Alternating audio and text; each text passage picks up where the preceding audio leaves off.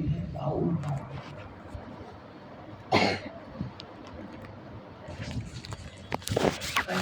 द्वादश गोपाल।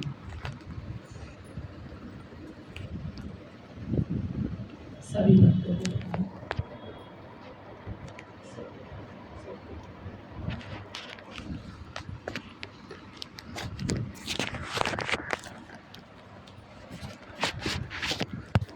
एक दिन बाबा जी महाशय अपने दल के साथ कटक शहर में घूमने निकले। कटक में साथ में बहुत से स्थानीय लोग थे, वहीं कटक के ही थे, बाहरी नहीं थे, स्थानीय लोग थे। जाते जाते वन बाबू के बगीचे जा पहुंचे।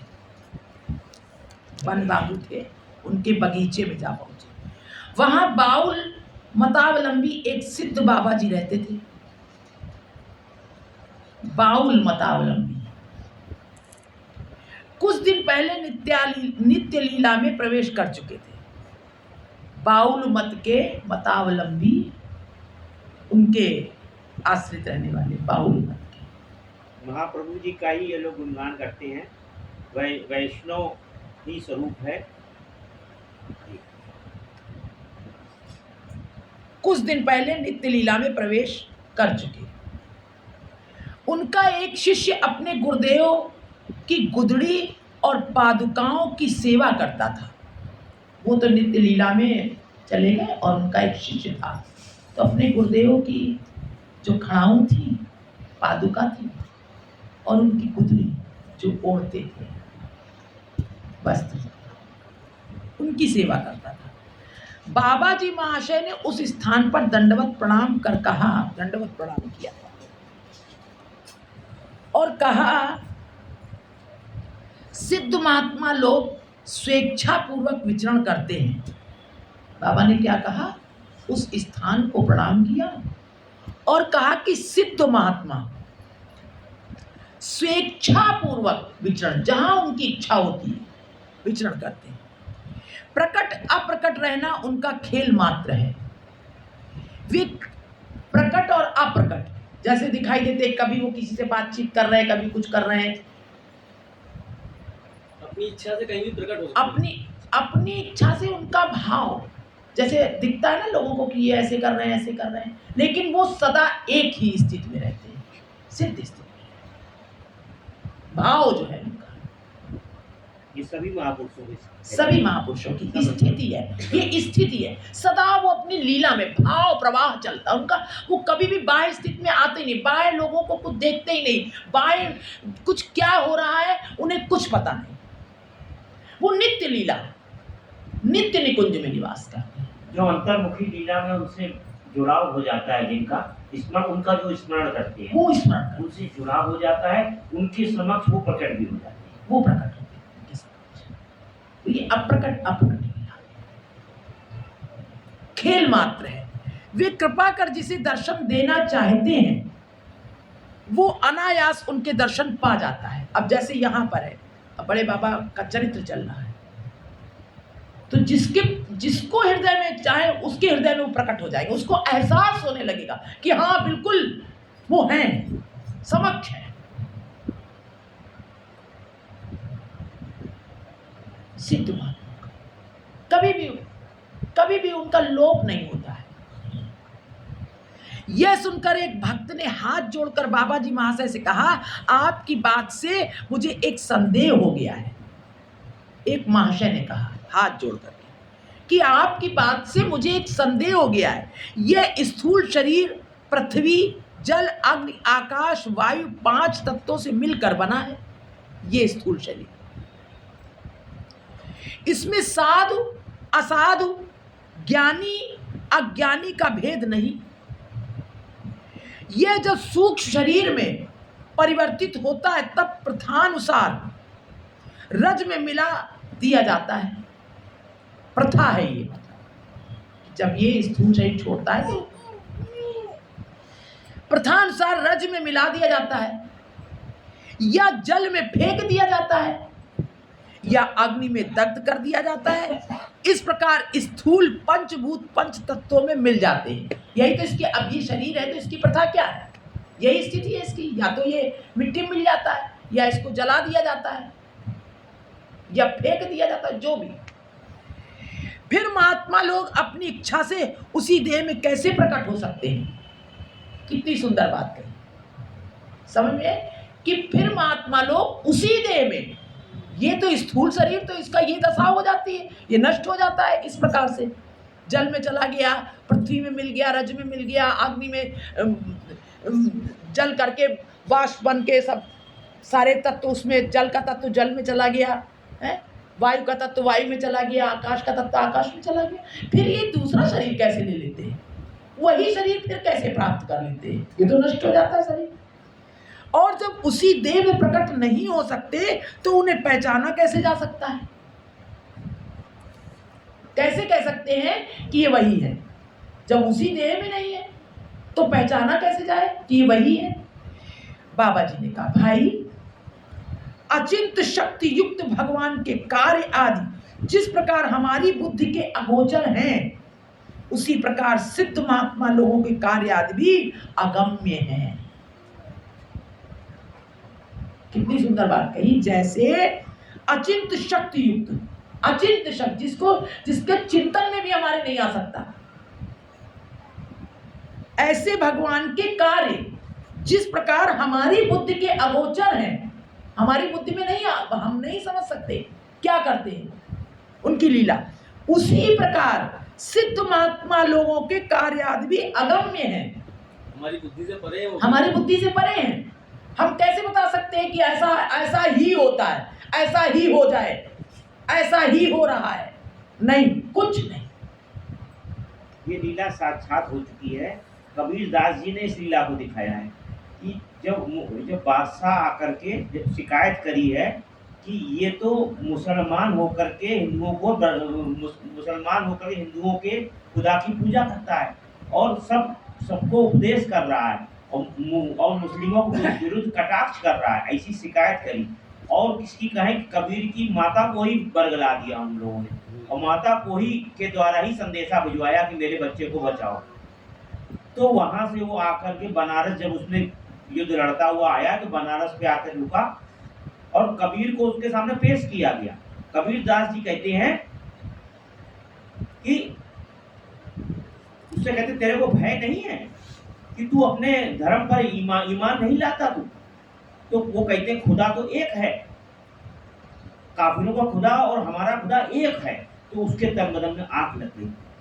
उसने कहा, अभी तेरे को बताता हूं मैं, तू दिखा कैसे एक है, अभी मैं तेरे को जला के भस्म कर देता हूं। तू हिंदू करता है और हिंदुओं का ही तेरे को मट्टी नहीं दूंगा और तेरे को जला के भस्म कर दूंगा। ऐसा कह करके उन्होंने बहुत बड़ी चिता लगवाई, वहां पर बहुत बड़ी चिता लगवाई और कबीर दास जी को जलती चिता में और डलवा दिया। बड़ी बड़ी लपटें उठी, कबीर दास जी उस चिता में ही रहे।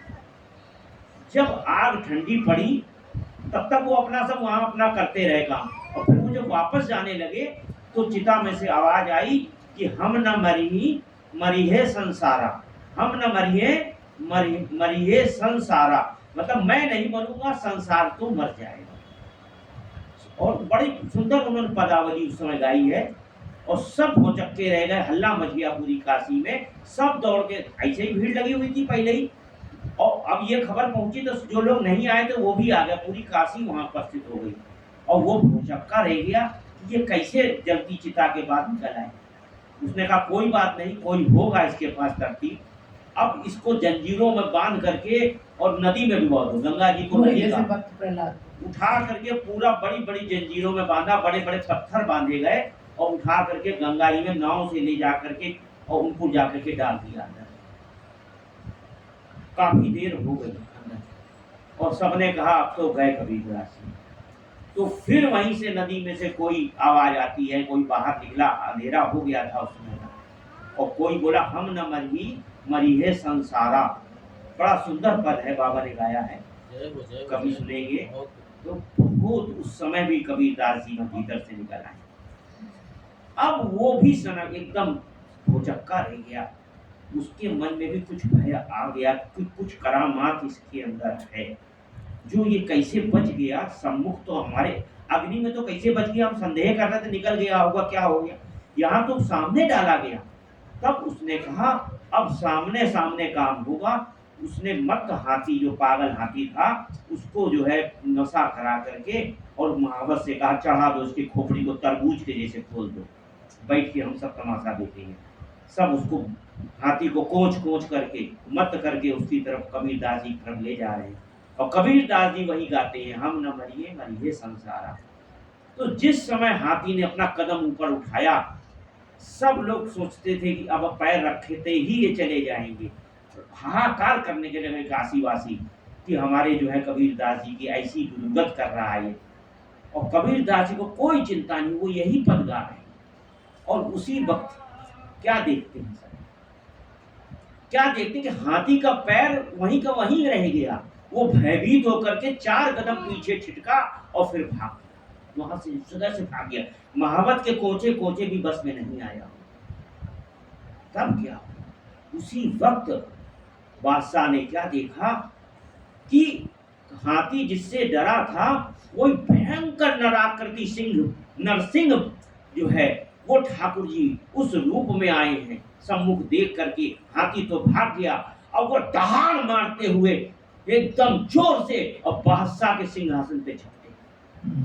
और जिस समय उन्होंने पंजा ऐसे उठाया, बादशाह ने उसी समय हाथ जोड़े और दंडवत किया हमको कि हमको क्षमा कर दीजिए। हम अभी तक कोई करामात समझते थे, लेकिन अब करामात के ऊपर की, उस ऊपर वाले की आप छवि हैं और हमसे बड़ा भूल अपराध हो गई और हम तुरंत यहाँ से जाते हैं। ऐसा करके क्षमा मांगी। तब नरसिंह जी अंदर ध्यान में। तो कबीरदास जी वही गाते गाते फिर मस्ती से उठ के चले जा रहे हैं। ये वही लीला है, ये वही लीला है कि भक्तों की देह चिन्मय हो जाती है। ये नाम करते करते, ये नाम करते करते भक्तों की देह चिन्मय हो जाती है। प्रहलाद जी में भी सेम यही चीज प्रहलाद जी की भी है कि नाम करते करते नामी नाम सब अंदर बस जाता है। ये हमारी देह हमारी नहीं रहती। जो कार्य इस देह से फिर होते हैं वो वही करता कराता है। हम खाली माध्यम हो जाते हैं, उसका यंत्र हो जाते हैं। ये जैसे कठपुतली कहा गया, वो इसी परिक्षेप में है कि कठपुतली तब हो जाता है जब मैं मर जाता है, बस तब कठपुतली, तब वो कठपुतली की तरह वो नचाने वाला वो है। और नहीं तो माया की कठपुतली है। कठपुतली तब भी बनेगा, वो माया की बनेगा, लेकिन यहाँ ठाकुर की बनेगा। बस हम सबको वही करना। जय जय श्री राम। बहुत सुंदर। इस प्रकार अगम्य, अतः उनके बारे में सोचना या तर्क के द्वारा उनका समन्वय करना असंभव है महात्माओं का। शास्त्र कहते हैं अचिंत्या खुल ये भावा न तास्तर्केन योजयेत तांस्तर्केन योजयेत। अचिंत्या खुल ये भावा न तांस्तर्केन योजयेत। जब योग बल से परकाया में प्रवेश अथवा अणिमा लघिमा सिद्धियां प्राप्त करना संभव है, तब क्या भगवत भजन कर एक सामान्य स्थूल देह धारण करना संभव नहीं? कह रहे जब योग बल से परकाया में प्रवेश, दूसरी काया में प्रवेश कर जाते हैं ना, वो कर गए थे शंकराचार्य जी। तो कह रहे तब क्या भगवत भजन कर एक सामान्य स्थूल देह धारण करना भजन करना संभव नहीं? इस संबंध में एक बात याद आ गई। श्री पाठ अंबिका कालना में सिद्ध भगवान दास बाबा जी महाशय एक दिन अपने आसन पर बैठे आंखें बंद किए भजन कर रहे थे। उसी समय एक धनी मानी व्यक्ति उनके दर्शन करने आया, भगवान दास बाबा की। बाबा जी महाशय एकाएक बड़े त्रस्त भाव से कहने लगे, अरे मार मार, भगा भगा। त्रस्त यानी जैसे बहुत परेशान हो, और जबकि अपने आसन पर बैठे थे भजन कर रहे थे, और देखते देखते एकदम से क्या बोले, मार मार, भगा भगा। ठाकुर जी का अनिष्ट करने आया है, निकाल निकाल। आगंतुक जो व्यक्ति आया था बड़े विस्मय में पढ़कर सोचने लगा, मैं तो साधु दर्शन के लिए आया था पर साधु मेरे ऊपर इतना क्रुद्ध क्यों हो गए? जो भी हो, इसका कारण जाने बिना नहीं जाऊंगा। यह सोचकर वो उसी जगह बैठ गया। क्षण भर पीछे जब बाबा जी महाशय को बाह्य ज्ञान हुआ, अब उन्होंने तो देखा नहीं था कि कौन हमारे पास बैठा है, वो अपनी अंतरंग लीला में थे। तो कह रहे थे मार मार, भगा भगा, ठाकुर जी को अनिष्ट करने आया ठाकुर जी का। और वो समझा कि हमारे लिए कह रहे हैं, हम तो प्रणाम करने आए थे, लेकिन अब इसका कारण भी वो जानना चाहते थे, तो बैठे रहे। उन्होंने देखा कि जब बाबा जी महाशय को बाह्य ज्ञान हुआ और बाबू को सामने देखा, तो वे हड़बड़ाते हुए बोले, भाई कब आए? भजन साधन तो आनंद से चल रहा है। बाबू ने थोड़ा स्तंभित होकर कहा। अब वो सोच रहे, अब समझ गए कि अरे ये तो अब कह रहे हैं कि कब आए। बड़े आश्चर्य की बात है, इतनी कटु भाषा के बाद इतना आदर, ये क्या बात है? अभी इतनी कटु भाषा हमसे बोल रहे थे, भगाओ भगाओ, मारो मारो, ठाकुर जी का अनिष्ट करने आए, और अब कह रहे हैं कब आए हो? इतनी आदर की बात, भजन तो चल रहा है। बाबा जी, क्यों भाई, कटु बात किसने कही? सर्वत्राभ्यागतो गुरु, सर्वत्राभ्यागतो गुरु, अभ्यागत तो नारायण के समान होता है। उससे कटु बात कहना भगवान से कटु बोलने जैसा है, जो आया है, और उससे कटु कहना तो भगवान से कटु कहना है। बाबू, मेरा तो कुछ कहने का साहस नहीं हो रहा है। ये क्या हो रहा है? ये इनकी कैसी बातचीत चल रही है? आपके आदेश के अनुसार मैं उसी समय चला जाता, बस यही जानने के लिए कि मैं किस अपराध के कारण आपके क्रोध का पात्र हुआ, यहां रुक गया। आपने जब कहा था भगाओ भगाओ, मारो मारो, इतनी कटु भाषा, तभी मैं चला गया होता। लेकिन कह रहे हैं कि मैं ये जानने के लिए कि मैंने इतना बड़ा अपराध कौन सा किया है, इसलिए मैं यहां रुक गया। बाबा जी, क्या हुआ भाई? मैं तो कुछ भी नहीं समझ पा रहा हूं। बाबू, मैं आपके दर्शन करने जैसे ही आकर खड़ा हुआ, आप चीख उठे, अरे मार मार, भगा भगा, ठाकुर जी का अनिष्ट करने आया है, निकाल निकाल। अब बाबा तो, अब वो तो अपने भाव में थे, अंतरंग लीला में थे, उन्हें बाहर का पता ही नहीं कौन आके बैठा है कौन नहीं। लेकिन वो तो अंतरंग थे नहीं, वो तो बाहर देख रहे थे कि बाबा ऐसे ऐसे बोल रहे हैं। बाबा जी लज्जित होकर, भाई मन में कोई दुख मत करना, मैंने न तो तुमसे कुछ कहा और न तुम्हें देखा। श्री वृंदावन में गोविंद मंदिर के एक तुलसी के पौधे को बकरी खा रही थी। श्री वृंदावन में तुलसी के पौधे को एक बकरी खा रही थी, मैंने उस बकरी को भगाया है। बाबू ने बड़े विस्मय के साथ जेब में से घड़ी निकालकर उक्त घटना का समय निश्चित कर वृंदावन संवाद भेजा। अब वो देखना चाहते थे, उन्होंने घड़ी देखा, विश्वास नहीं था। वृंदावन खबर भेजी, वृंदावन से उत्तर आया कि उस दिन ठीक उसी समय गोविंद जी के सामने लगे तुलसी के पौधे को एक बकरी खा रही थी। कालना निवासी भगवान दास बाबा जी महाशय ने उसे भगा दिया। देखिए, एक यही सुंदर लीला जो है अभी कुछ समय पहले की, और जहाँ रविवार को संध्या को सत्संग होता है, वहाँ जहाँ जाते हैं, उन भैया ने बताई। वो बोले कि हम पहले जब जाना चालू किए, बरसाना और गोवर्धन आते थे, उस समय की बात है। एक बाबा की उस समय शुरुआत ही थी हमारी जाने की, तो जब गए वहाँ तो उनको दर्शन करके प्रणाम किया, कुछ भेंट देने लगे। तो बाबा बोले, हम भेंट तो लेंगे नहीं, तुम भेंट मत रखो अपने पास, अगर तुम देना ही चाहते हो तो महामंत्र करके और चावल दे दो हमको, जाना वहाँ महामंत्र करना, और जितने अब की जब आना तो जितने चावल हो जाए तुम्हारे उतने ले आना, मैं वही लूंगा भिक्षा में। ठीक है, आप आ गए। अब आप और आपकी स्त्री दोनों जितना भी रोज करते हैं, उस पहले शायद नहीं करते होंगे या जो भी हो, नहीं बताया कि चावल के दानों से उन्होंने आरंभ कर दिया नाम। और जब अगली बार महीने 2 महीने 4 महीने बाद उनको संवाद मिला कि बाबा तो पधार गए, बड़ा दुख हुआ उनके अंदर, बड़ा दुख हुआ। कि बाबा को भिक्षा नहीं दे पाया। मन में अद्भुत असंतोष हो गया। फिर क्या करें, अब तो बाबा चले। वो समस्त चावल वो कुछ दिनों बाद तुरंत वृंदावन या जहाँ की घटना है स्मरण में नहीं, वहाँ गए। बाबा की समाधि पे बोले जाकर के रख देंगे, बाबा तो प्रत्यक्ष में नहीं है। तो समाधि स्थल पे वो जा रहे हैं, उनके साथ एक भैया हो जा रहे हैं। अब देखिए, इनको कुछ भी स्मृति नहीं रही, सामने से वही बाबा चले आए।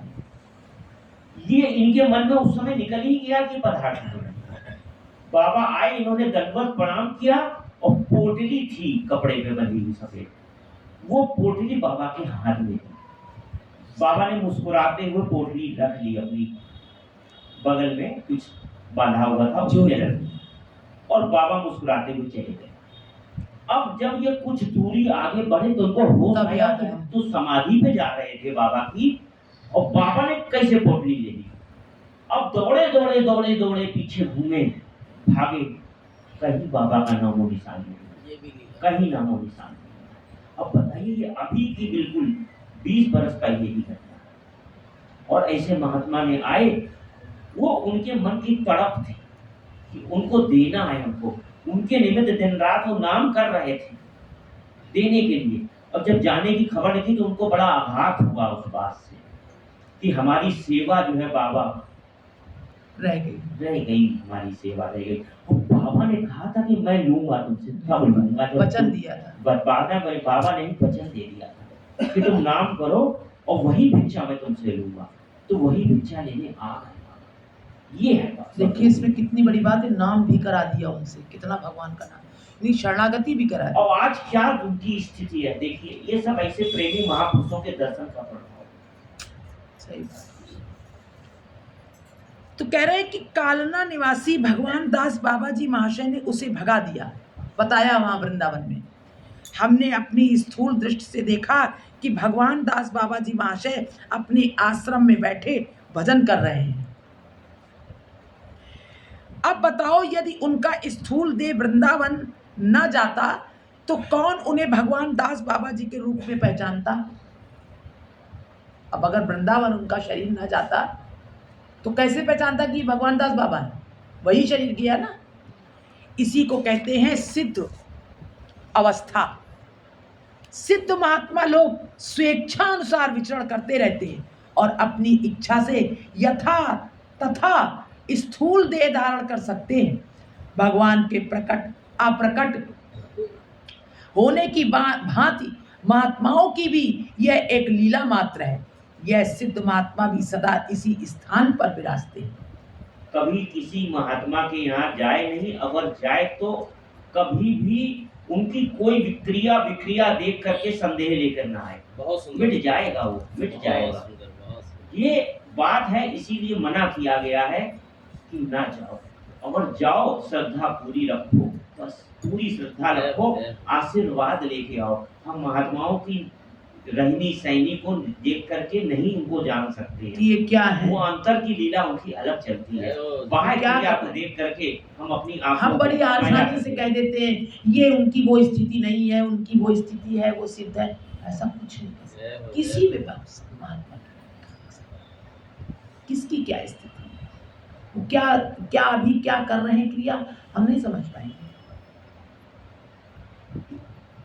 कभी भी नहीं ऐसा सोचना चाहिए। अब हरिराम व्यास जी का ही प्रसंग है कि उन्होंने मन में विचार किया। एक बार कबीरदास जी का कुछ कबीरपंथी आए थे, उनके संग थोड़ा सा सुना, उनका उन्होंने संग किया थोड़ा सा, और उसके बाद लौटते समय उनके मन में विचार आया, ये सब जो कह रहे हैं सब तो बहुत सुंदर है, लेकिन निकुंज लीला का तो कुछ जानते नहीं। वो तो बनारस में रहते हैं और ये यहाँ वृंदावन की निकुंज लीला तो बिल्कुल अलग वस्तु है। देखिए, जो इतनी उच्च कोट के महापुरुष हैं, वो उनकी स्थिति नहीं थी ऐसी, वो हम लोगों के लिए सिखाने के लिए, हम लोगों को शिक्षा देने के लिए कि ये सोचते ही लीला चिंतन बंद हो गया। अब क्या करें?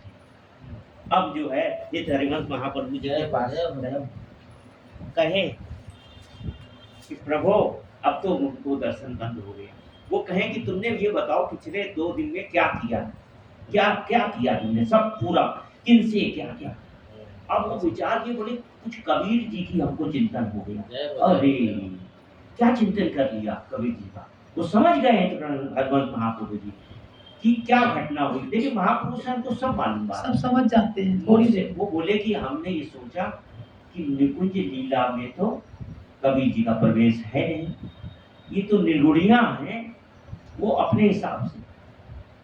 तो महाप्रभु जी ने तुरंत ऐसे कान पकड़े कहा कि जाओ, तुम्हारा तो अपराध कर गया, अब जब तक उनसे तुम क्षमा नहीं मांगोगे तो मैं भी कुछ नहीं कर सकता। जिनका अपराध हुआ उन्हीं से क्षमा, जाने अनजाने अपराध ना बने, भजन हो ना, अपराध बनने से बड़ा भुगतना पड़ता है। अब क्या हुआ, वो तुरंत जो है हरिराम व्यास जी रोते रोते जो है रोते रोते गए हैं, पूरा ब्रज में रोते रोते पुकार रहे कबीरदास जी को।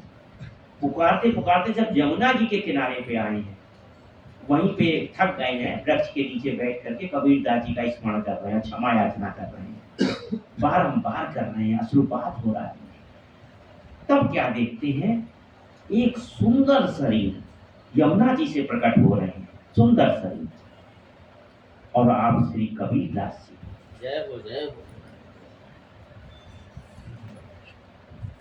आपने वहां दंडवत प्रणाम किया, क्षमा मांगी, बाबा हमको क्षमा कर दो, हमको क्षमा कर दो, हमारा बड़ा अपराध हो गया।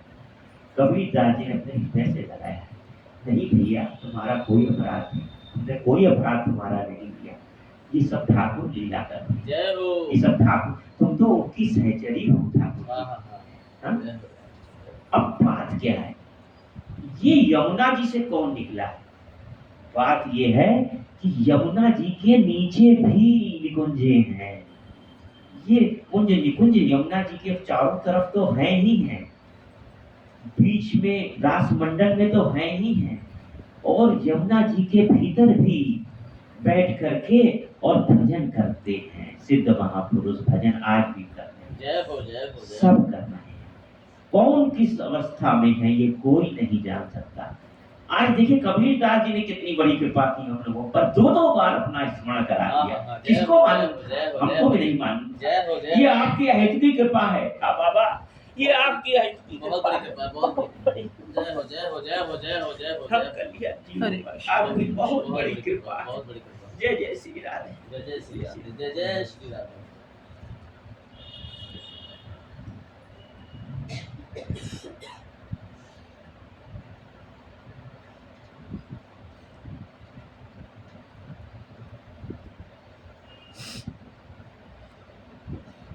इस प्रकार कह रहे हैं कि सिद्ध महात्मा लोग स्वेच्छा के अनुसार विचरण करते रहते हैं और अपनी इच्छा से यथायथ स्थूल देह धारण कर सकते हैं। भगवान के प्रकट अप्रकट होने की भांति महात्माओं की भी ये एक लीला मात्र है।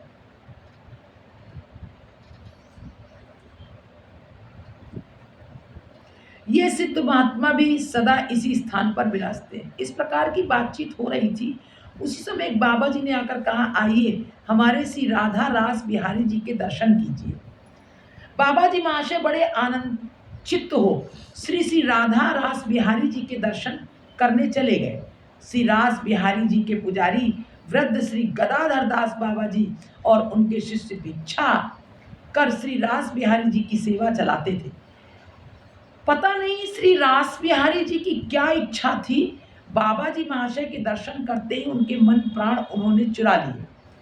वे साश्रु गदगद कंठ से बोले, भाई आपके श्री रास बिहारी जी ने मुझे अंगीकार कर लिया, मैं तो भाई कुछ सेवा परिचर्या भी नहीं जानता, मेरे प्रति यह आदेश क्यों?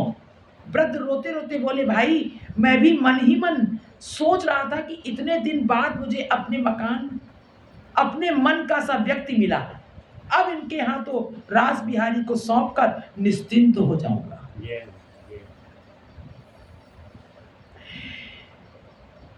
देखिए ठाकुर जी कितने चंचल हैं कि बाबा आए और उनके मन को खींच लिया। बाबा आए उनके मन को खींच लिया। हाँ, ये कोई कार्य अपना कराना चाहते हैं तो क्या ना करें, वो थोड़ा है। जय हो, जय हो, जय हो। बाबा जी महाशय बोले, मैं भगवत सेवा में के अयोग्य हूँ, पर इच्छा की इच्छा है वे ही जाने इस प्रकार नाना प्रकार के वार्तालाप के बाद वे अपने स्थान पर लौट आए। कुछ दिन पीछे जब गदाधर दास बाबा जी सेवा चलाने में असमर्थ हो गए और बाबा जी महाशय के कटक में उपस्थित न रहने के कारण अपना अभिप्राय न बता सके, तो उन्होंने रास बिहारी जी की सेवा का भार श्री युत बाबू प्यारी मोहन दत्त महाशय के हाथों सौंप दिया। क्रमशः ये प्यारी मोहन बाबा महाराज के अनुगत हैं और ये बाद में मेरे ख्याल में रास बिहारी मठ हुआ, देखिए नाम, तो इस मठ में गए थे और कटक गए थे, प्यारी दर्शन मोहन दत्त महाशय के हाथों भार श्रीयुत बाबू प्यारी मोहन दत्त महाशय के हाथों सौंप दिया। क्रमशः प्यारी मोहन बाबू की चेष्टा और रास बिहारी जी की इच्छा से उक्त सेवा बाबा जी महाशय ने अंगीकार की। क्रमशः प्यारी मोहन बाबू की चेष्टा और रास बिहारी जी की इच्छा से उक्त सेवा बाबा जी महाशय ने अंगीकार की।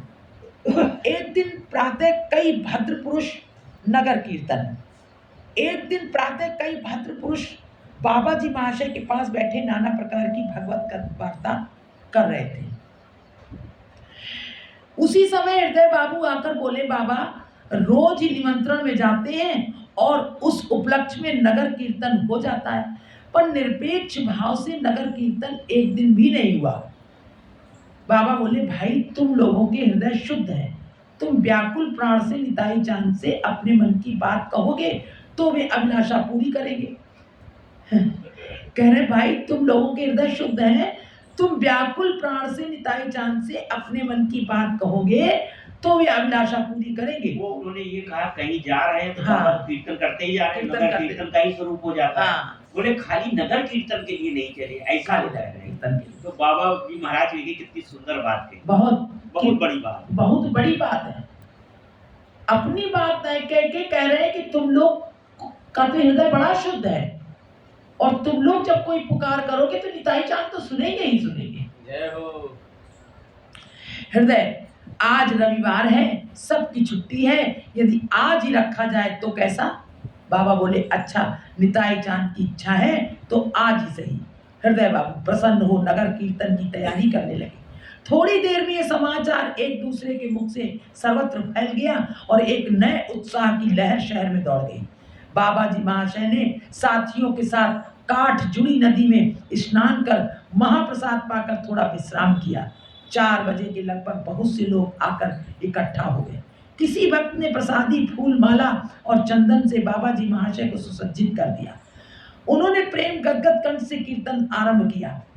प्रकट अप्रकट लीलार द्वैतो विधान, प्रकट लीलाए करें, प्रकट और अप्रकट दो लीलार द्वैतो विधान। ठाकुर जी की 2 लीलाएं हैं, प्रकट रूप में यहाँ लीला कर रहे हैं और श्री धाम में लीला कर रहे हैं। जो प्रकट लीलाए करें प्रभु निजे नृत्य गायन, प्रकट लीला में प्रभु निज नृत्य गान कर रहे हैं अप्रकटे नाम रूपे साक्षात भगवान, और अप्रकट में नाम रूप में साक्षात ठाकुर जी के रूप में विराजमान।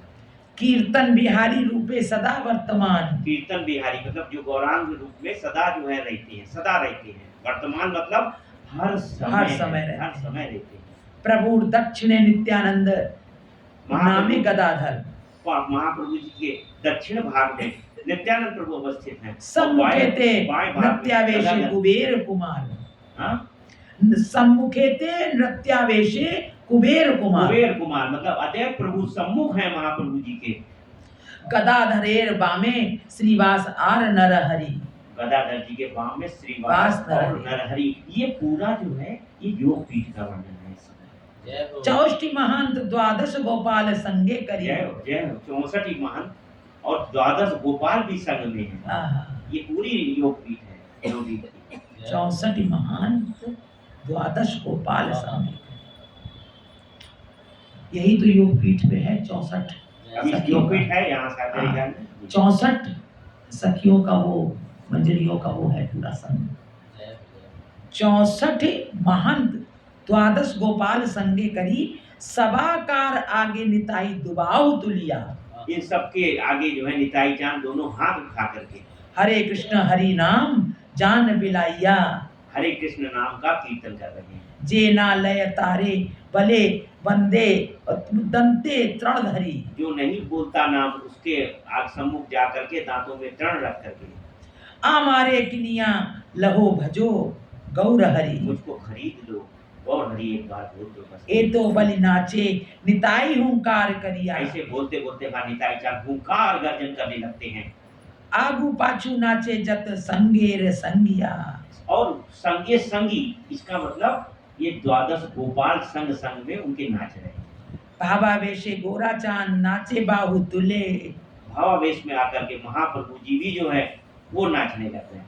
मुख बुक भेषे जाए नयनेर जले। नयन के जलों से मुख और बुक ये छाती जो है वो भीग रही है। हेरो ए गोरा राय भाई निताई सुने।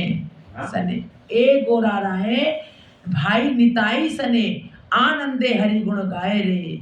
ऐसे ऐसे जो है निताई चांद के संग में और आनंद हो रहा है, गुणगान गाए जा रहे हैं। हरे कृष्ण हरि बलि प्रेमे टूटी बाहु तुली रे। ऐसे हरे कृष्ण हरि बोल करके प्रेम में डूब। सब प्रेम में डूब रहे हैं। के निधि के निभि बलि जाचिया बेड़ाए रे।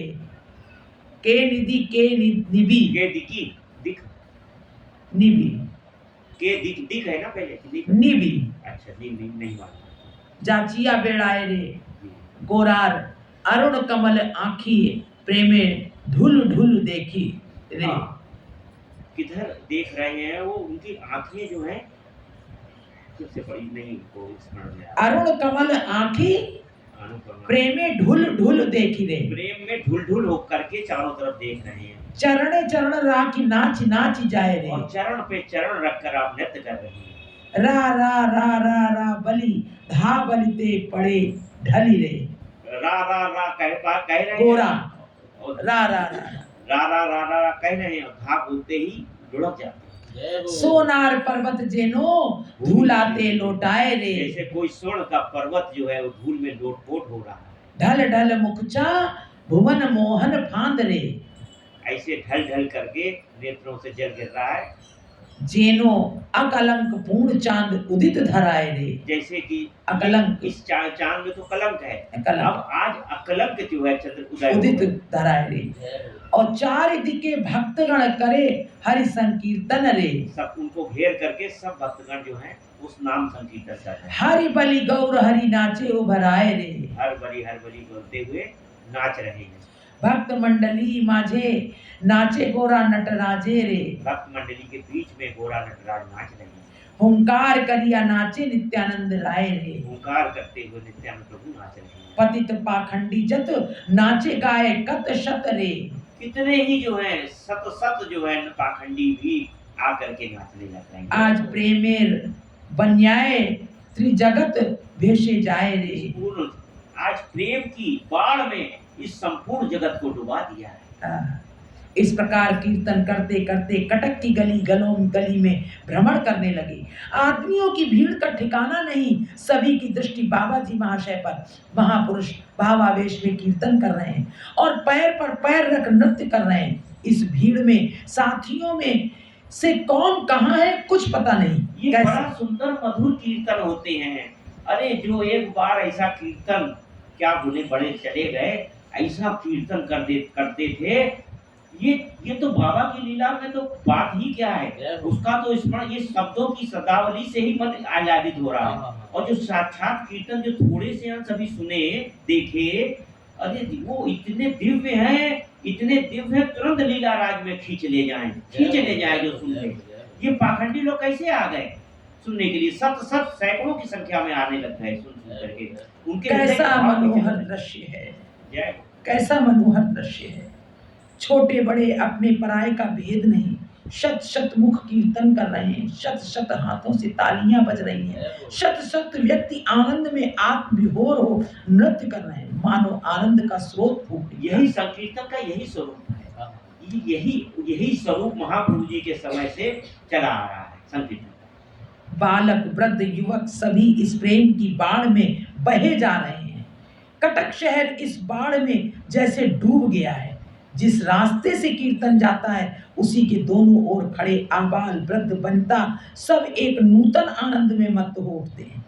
कोई बाहर आकर, कोई छत पर चढ़कर, कोई फिर जंगले के पास आकर संकीर्तन आनंद उपभोग कर अपने को धन्य मान रहा है। जिस जिस स्थान को पीछे छोड़ संकीर्तन आगे जाता है, उसके लोग चित्त पुतलिकाओं की तरह ना ययौ ना तस्थौ भाव से खड़े रह जाते हैं। आनंद बाहर की वस्तु नहीं, अतः उसे भाषा में व्यक्त करना अथवा दूसरे को समझाना संभव नहीं है। आनंद आज कटकवासी किस आनंद का उपभोग कर रहे हैं वे स्वयं ही जानते हैं। सभी की वासना है कि वे बाबा जी महाशय के साथ रहकर उनका संग सुख अनुभव करें। श्री मुख का सुधा सिक्त नाम कीर्तन सुन मन प्राण तृप्त करें। मानो सभी का मनोभाव जानकर अंतर्यामी प्रभु बीच बीच में चौराहों पर रुक रुक कर उद्दंड नृत्य करते जाते हैं। यह सुयोग पाकर वो भी उनके साथ नृत्य कीर्तन करने लगते हैं। बाबा जी जैसे समझ जाते हैं कि ये सब चाहते हैं थोड़ी देर सुनना, तो रुक रुक करके रुक जाते हैं, फिर सब मिल करके कीर्तन करते हैं जो देख रहे हैं लोग। चांदनी रात है, फिर भी कोई मशाल, कोई लालटेन, कोई गैस लेकर चला आ रहा है। किसी ने किसी से कुछ नहीं कहा है। निताई चांद जिसके हृदय में जैसी प्रेरणा कर रहे हैं वो उसी प्रकार कर रहा है। कीर्तन के परिश्रम से बाबा जी महाशय का शरीर पसीने से लथपथ हो गया है। कोई छोटा पंखा, कोई बड़ा पंखा लेकर हवा कर रहा है, पर भीड़ के कारण वे कभी पास रहते हैं, कभी दूर जा पड़ते हैं, इसलिए उनकी थकान दूर नहीं हो पाती। यह देख नित्य स्वरूप ब्रह्मचारी एक छोटा पंखा लेकर बाबा जी महाशय के सिर पर हवा करने लगे। उड़ीसा भ्रमण काल में बाबा जी महाशय की ब्रह्मचारी पर कितनी कृपा थी सब जानते हैं। नित्य स्वरूप छोटे कद के और अपेक्षाकृत मोटे थे, फिर भी संकीर्तन के समय बाबा जी महाशय द्रुत गति से चले या धीरे, वे बिना थकान अनुभव किए उनके सिर पर पंखा करते रहते थे। सोचिए, रात हो चाहे दिन, दोपहर हो चाहे संध्या, बाबा जी महाशय किसी स्थान पर किसी अवस्था में हो, नित्य स्वरूप पंखा हाथ में लिए उनके पीछे खड़े रहते थे। इस प्रकार शहर के बहुत से स्थानों का भ्रमण कर रात प्राय 11 बजे संकीर्तन करते करते स्थान पर लौटे और कीर्तन समाप्त किया। उस रात कहीं निमंत्रण न था, अतः स्थान पर ही महाप्रसाद पाकर सब सो गए। बाबा जी महाशय लेटे हुए थे, ललिता दासी हवा कर रही थी। रात प्राय 2 बजे बाबा जी महाशय एकदम चौंक कर ललिता दासी की छाती पर हाथ रख बोले, तुझे डर लगा क्या? ललिता, सांस चल। क्यों? मुझे तो कुछ पता नहीं, क्या हुआ? बाबा जी, छत को जाने वाली सीढ़ियों पर तुझे कुछ नहीं दिखता? छत को जाने वाली सीढ़ियों पर तुझे कुछ नहीं दिखता? ललिता ने सीढ़ियों की ओर देखकर, अभी तक तो मैंने कुछ नहीं देखा था, आपकी बात सुनकर अभी अभी देखा। कोई एक स्त्री सी ऊपर जाते हुए दिखाई दी। बाल कैसे सुंदर लंबे लंबे थे। वो कौन है और इतनी रात गए इस तरह क्यों जा रही है? बाबा जी, वो इतने दिन से इसी घर में थी, उसी के डर से इस घर में कोई रह नहीं सकता था। आज ये बात खुली, आज मुझे देखकर घर छोड़कर चली गई। ललिता, तो क्या वो भूत है? बाबा जी, और नहीं तो क्या, भूत नहीं होती तो इस प्रकार अलक्षित भाव से कैसे जाती? ललिता, आपसे क्या बातें हुई? बाबा जी, ये सब सुनकर क्या करेगी?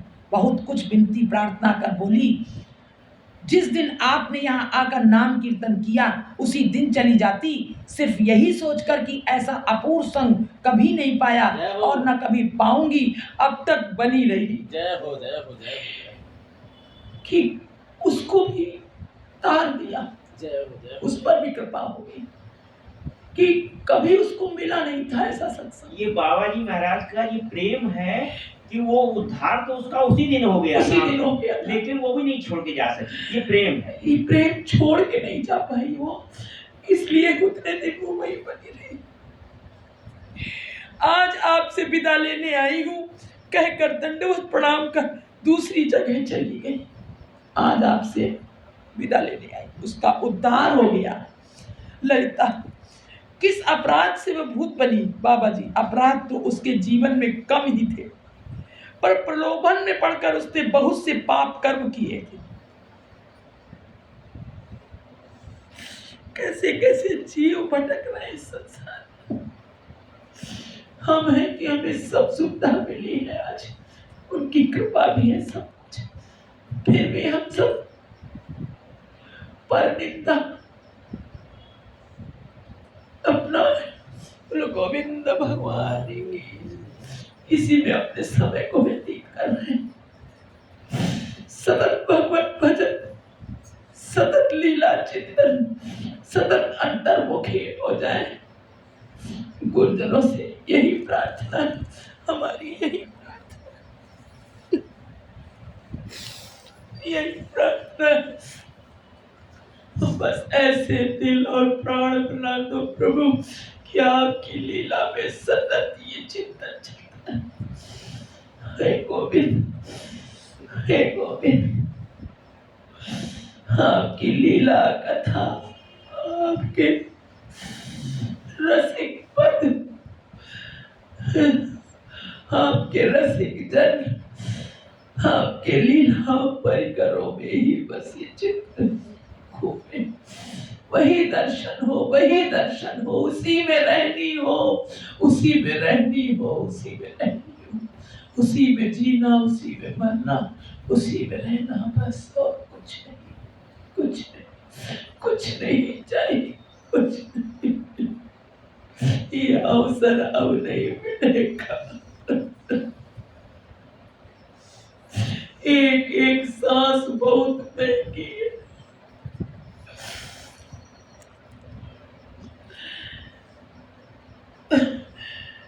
इस प्रकार वो दूर चली गई, उसका उद्धार हो गया। बोलो भक्त और भगवान की, गुरुदेव भगवान की जय। किस अपराध से वो भूत बनी? ललिता ने पूछा। बाबा जी ने बताया, अपराध तो उसके जीवन में कम ही थे, अपराध कम थे, पर प्रलोभन में पड़कर उसने बहुत से पाप कर्म किए थे, इसलिए अंत में उसकी अपमृत्यु हो गई थी। तभी भूत योनि को प्राप्त हुई। उसके बहुत से सुकर्म थे, बहुत से अच्छे कर्म भी थे, इसलिए प्रभु ने थोड़े में ही उद्धार कर दिया। इस प्रकार बहुत सी बातें करते करते बाबा जी महाशय सो गए। ललिता दासी भी यथा स्थान सोने चली गई।